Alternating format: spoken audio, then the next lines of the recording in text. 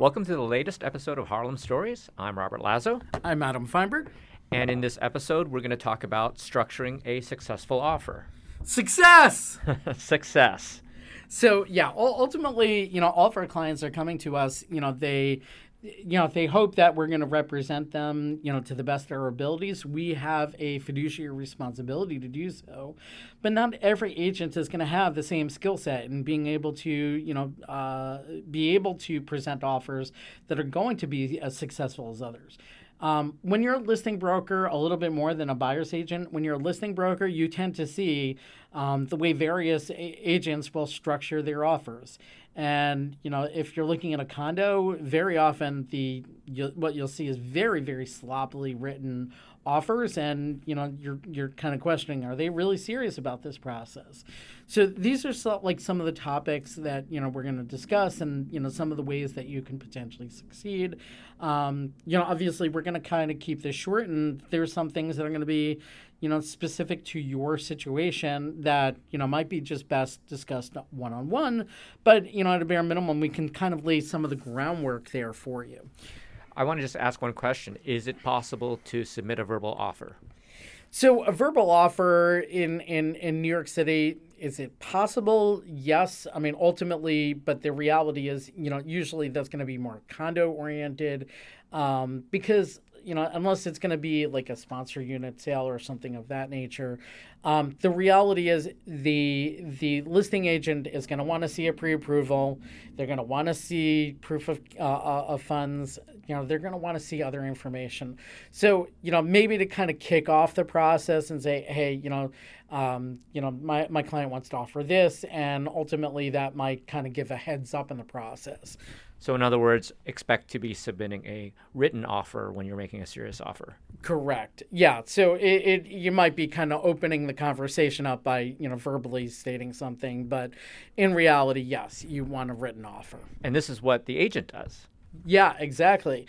So, there's different qualities of written offers, and, what I've seen in the past. Obviously, when you're looking at condos versus co-ops, that's going to be a big difference. Whether you're looking at, all cash offers versus, a financed offer contingent on the financing, or financing non-contingent, obviously, these are all going to have different effects on your offer. And sometimes just something as simple as identifying your let's say you're a buyer, identifying your attorney in advance of submitting an offer, that could really make the difference in strengthening your offer without spending any additional money. I always tell, clients that, depending on what you're looking for, you don't necessarily always have to be the highest offer. There are ways to increase the quality of your offer without necessarily spending any additional money. So that's certainly one of those methods, in doing so. But I also think that a good, solid, structured offer that's well thought out can also help make the difference between, whether a client is going to win the apartment or not. And it's one of those things that costs absolutely nothing, but it does require the agent to know what they're doing and to invest the amount of time that it takes to fully analyze and review what that client is able to bring to the table. So in other words, it really makes a big difference just to be prepared and organized with the assistance of your agent. Absolutely. So, a lot of clients I haven't met many clients that really say, I don't care what this cost me. I want it. It does happen. But most of my clients, really want the apartment for the least amount possible. And, the least amount possible is sometimes just making sure that you're properly organized. And that could make the difference. So, there's a number of different factors that, come into play aside from just being organized. And I've already mentioned that, having your buyer's attorney, up front. And, that's one of those non-monetary successful things. And that also indicates that you're prepared. You're ready to go because you already have an attorney that's working for you. Yeah, absolutely. So you've already said, yeah, I'm serious about the process. I want to move on this immediately. So that's the message that it sends when you already have your attorney selected. So let's just talk about some of the components of what makes a successful offer. So first and foremost of what you're going to wind up seeing is most deals in Manhattan are going to go based off of comps or comparable properties. And your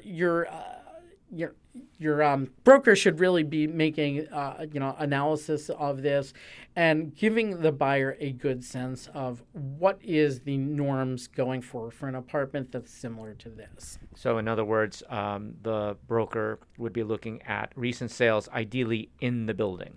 Ideally in the building. A lot of times, especially in Harlem, most of these buildings tend to be smaller, so we don't always have that luxury, especially if they start getting aged. But there might be instances where you might wind up using something aged. Rare, but every once in a while it happens. Now, I should add at this point that if a property is well priced versus the comps, typically what you're going to usually see is that it winds up ultimately selling somewhere between 1% to 3% off of the asking price. In a hot market, it might go for asking price or above, but for those that are real discount and value hunters, if your broker says it aligns with the comps, then odds are you're probably not getting 10% off. I have seen instances where you can get a rather large discount, but just know that in Manhattan, if something is well priced, 1% to 3% is usually what you can expect. And that's 1% to 3% from the listing price, and that the sales price is calculated by observing the comps and making the offer based on the comps. Well, the first part of that, yes, absolutely. The second part, in terms of the asking price, well, we certainly hope that the seller was being realistic in the first place. Sometimes either the listing broker got the listing because they promised the seller a price that was unrealistically high, and then they figured, we can always chop the price from there. Don't like that approach, but there are some agents that take that approach. And, but more realistically, a lot of times what happens is the seller thinks the apartment is worth more than the broker does. And the broker is sometimes willing to take the chance of investing their time and money and marketing budget, to marketing something that they might not agree on the price with. Sometimes it works. More often than not, it doesn't. But you know what? Sometimes from the seller's perspective, they might look at it as maybe I'm going to be one of those cases where it works. So you know what their view on it is, let's give it a shot.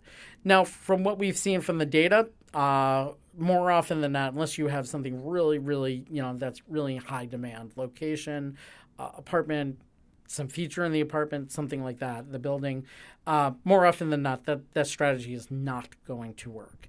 Right. So the buyer's broker that you're working with, if you're a buyer, is going to be on top of the comps to know what things have recently sold at, and also the seller's broker as well. So that's kind of where we get to an agreement. Yeah. Ultimately, we're not going to wind up having a deal until we get to that agreement point. So, it should go without saying, obviously. But in Manhattan, and it's also worth mentioning that, even when we come to an agreement, let's say we do have an accepted offer, it's not an official deal until both sides sign those contracts. The buyer also moves the 10% deposit into the escrow account, and that's also known as earnest money. You might hear that term throughout the country, but we just say 10% deposit. And then that contract that's signed by both sides is then delivered to both parties. So there's a lot of due diligence that has to happen before then, but that's getting a little ahead of ourselves. So let's go back a little bit and talk about so we've already now discussed the comps and potential pricing in terms of the way the initial asking price or the current asking price is structured. So we're going to look at the comps.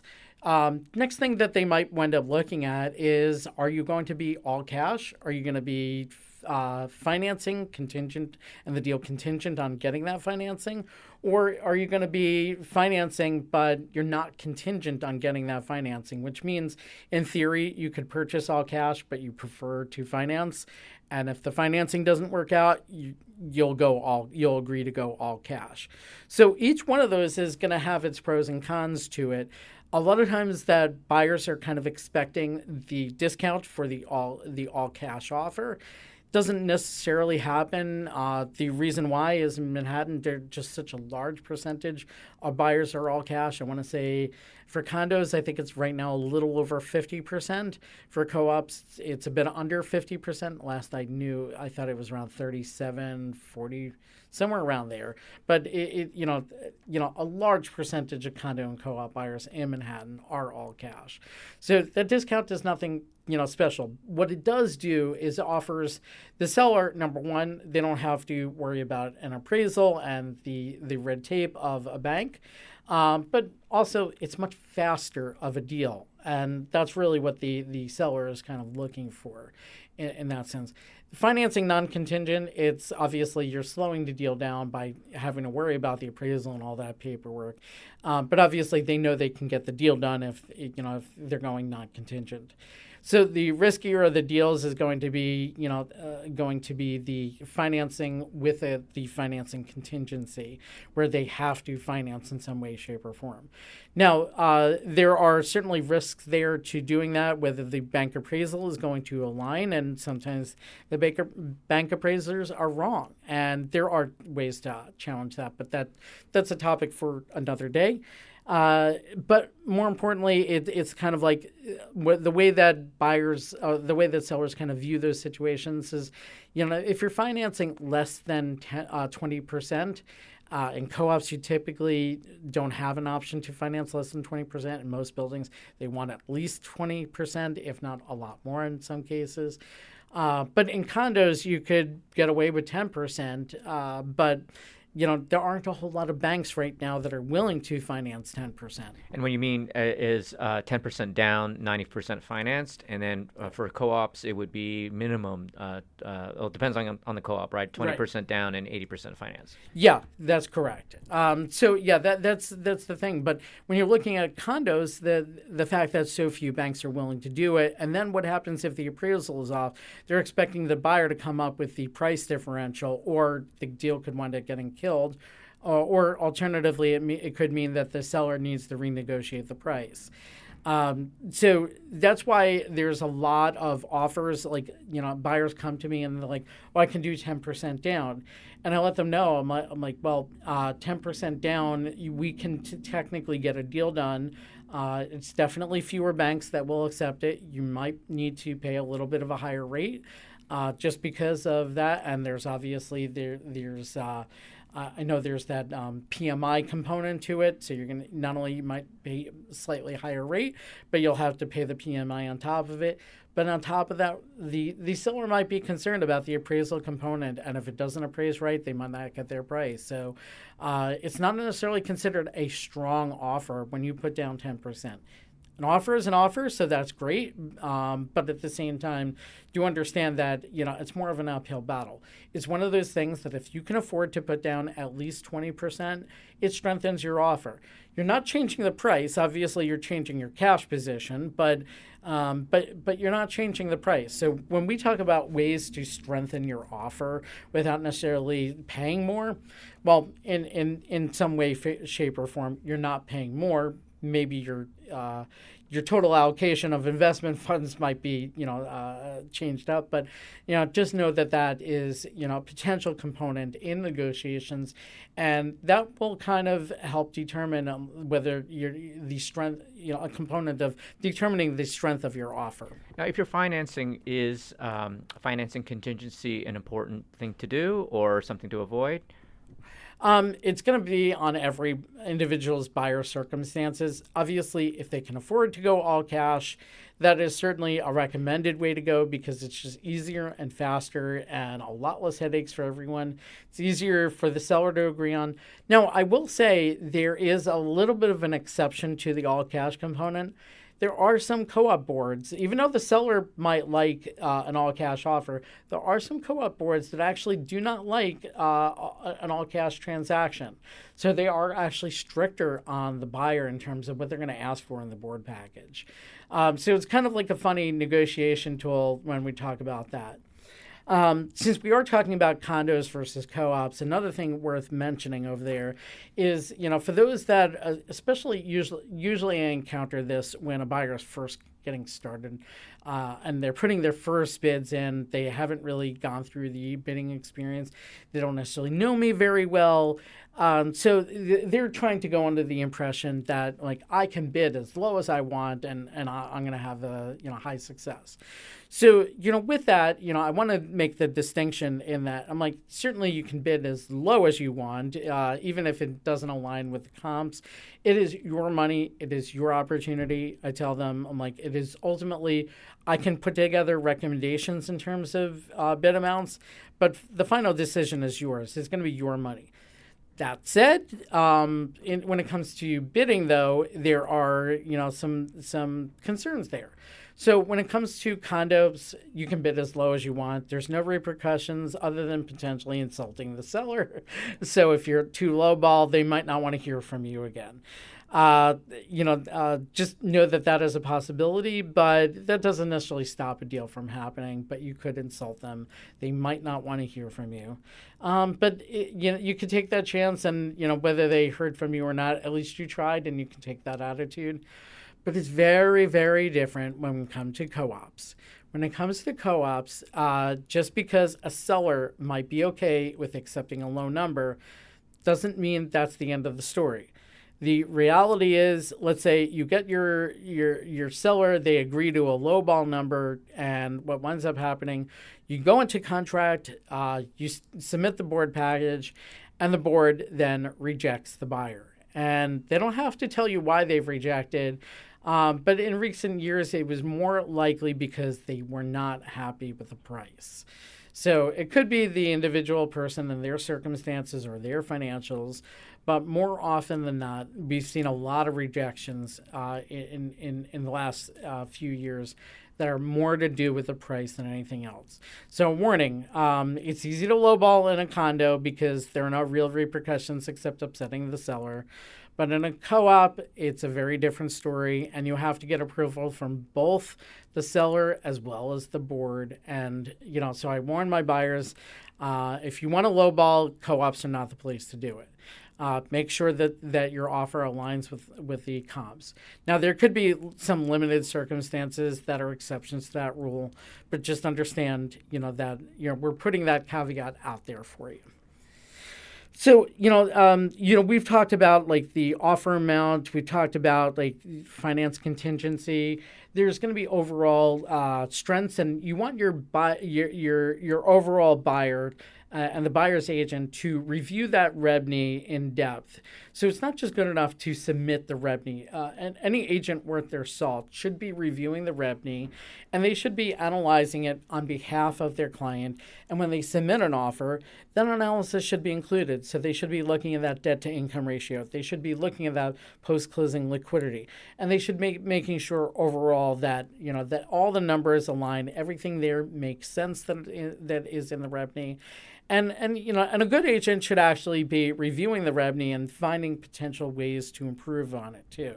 And the REBNY is a standardized form by the Real Estate Board of New York, which is essentially a financial statement and kind of an income statement as well. Yeah, it's kind of like a mini combination of like balance sheet and income statement is the easiest way that I tend to describe it. If you don't know how to fill it out, if you're nervous, if you're not sure about it, speak to your agent. A good agent will know how to navigate the form for your circumstances. They'll walk you through it. Yes, it is intrusive, but then again, if you're buying a co-op, it's more important for the REBNY on a co-op than a condo. Now, your agent should know, everything that they need to know in order to help you negotiate getting the winning an offer. So whether it's a condo or a co-op, I do ask my buyers to fill out the REBNY because that way I know I can better help them if I understand their full financial picture. It's not as necessary in condos, but I still ask for it anyway, just so I know that I can really do my best job for that client. But in a co-op, it's absolutely essential. And it's essential because ultimately, if the co-op board is not going to accept a buyer that has a debt-to-income ratio that's too high, and by the way, for most buildings, it's going to be a max of 28%. You might find buildings that are more conservative than that or more liberal than that, but generally speaking, for the vast majority of buildings, if you have a debt-to-income ratio of under 28%, you're going to be just fine. but just know that your broker should be reviewing that revenue. They should be presenting it in the offer, in that written offer, as the buyer's debt to income ratio is this, and maybe there might be some special circumstances, and we work around that, and we might even go back to the listing broker and say, hey, this buyer's circumstances, and like they have something unique in their financial profile. We can present it to you, the revenue, this way, or we can present it to you that way. And in consultation with the listing broker, we will then know, which is going to be the better version. That's going to be better, let's say, not approved, but I want to say just better accepted by the board, and you want to look at that and say, you know what, yeah, this is kind of going to be better with this particular board. So even though it is an adversarial process, the reality is, especially with co-ops, there is a certain amount of collaboration that can take place between buyer and seller agent, just simply because everyone wants to see success at the end of the day. So, it's really going to depend on each individual buyer circumstances. But overall, you do want your agent to, be able to review that revenue, be able to communicate what's in there effectively and how it relates to the type of policies that you might expect in a particular building. Now, we might not know the specifics to that building, and nor the seller's agent might not know, because the board typically doesn't release that kind of information. But the seller's agent should at least have an inkling of kind of what to expect and guidance on that end. So that's another way that like a buyer can, work with it. I've had situations where my buyer, especially with co-ops, I had multiple situations where my buyer was not the highest bidder, but they had the strongest overall profile.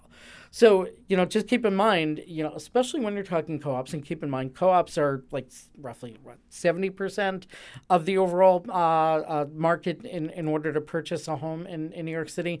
So if they're 70% of the market, know that these conversations are really relevant, to the way that these go down. So the reality is, the way we want to focus in, we want to be able to make sure that we can present our buyers in the strongest way possible, and elaborate that all in writing. So if your agent is not doing all of that, then you might need to start thinking about what the right agent skill set is for your particular situation. And we see agents of all skill sets throughout the industry. So yeah, just give that a second thought, and and talk to your agent about like what they do in terms of board, in terms of offer submission, how they do it in their process. So that way you have a better understanding whether that agent might be right for you. In terms of now that we've got, some of these details there, and there's just so many more, little details that we can discuss, but I think some of these are better suited for one-on-one conversations, understanding the specifics about each of you. A common question that I do tend to get on a regular basis is, from buyers is, can I bid on more than one apartment at a time? And the answer to that is absolutely yes. So, the I guess the kicker to that question, or the follow-up to that question might be is, what happens if I'm successful and I get an accepted offer on both? Well, at some point, that you're going to have to accept only one, or hopefully only one, assuming due diligence pours out. But you'll need to speak to your attorney about whether they're going to want to charge additional fees for doing a due diligence on 2 apartments at a time, unless you make that decision before it even goes to the attorney. But the reality is, yes, you can bid on more than one apartment. You can have more than one apartment accepted at once, too. This is all confidential, and it's non-binding until there's a contract signed. So I know in other states, like New Jersey, that like an offer is actually binding. So, in New York, that is definitely not the case. So yeah, it's important to understand, what a buyer's responsibilities are, if they were to submit more than one bid. Great. Let's see. Anything else about structuring an offer and being prepared? There's just so many potential paths we could potentially go on this. I do think though anything more is more of like a one-on-one conversation and understanding, especially once we do get that revenue, and it is a good practice to get that revenue in as we're starting the search. That way we know to kind of help customize your search as well. But I think so much of this is really going to be determined on a one-to-one basis, and each of these conversations will be customized. So yeah, there's so much more that I have in my head that that we can talk about. But yeah, I think those are more better suited on individual circumstances. Well, great. Well, thank you all for joining us, and stay tuned for the next episode of Harlem Stories. Thank you.